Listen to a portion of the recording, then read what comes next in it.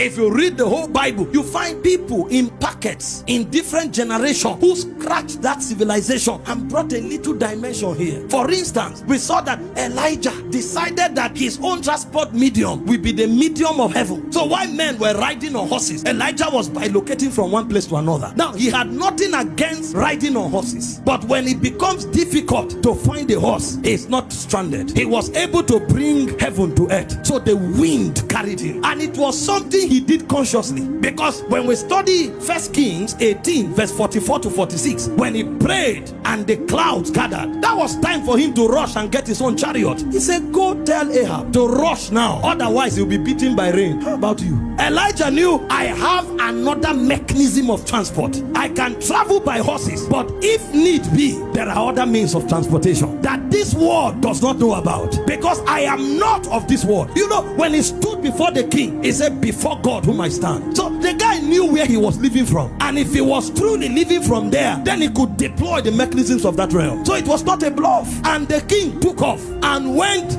ahead. But suddenly the Bible said, and the hand of God. So you either ride by chariots or you ride by the hand of God. So the hand of God is an instrument of transport. How come all we have are aircrafts? How come all we brag about are vehicles? You see a believer, he's carrying his shoulders, I have a Maybach, I have a G-Wagon. How about the hand of God? How about the one that is not of this world? How about the one that is of heaven? And the hand of God was upon Elijah. The Bible said he outran. You know why we are competing with the world? We are using their utensils. When you enter the elements of Zion, there will be a difference. We will know who should lead who. See, there is no point of competing with the world. We have a superior dimension. He said, and the hand of the Lord was upon Elijah. He outran the chariots of Ahab, even unto the gates of Jezreel.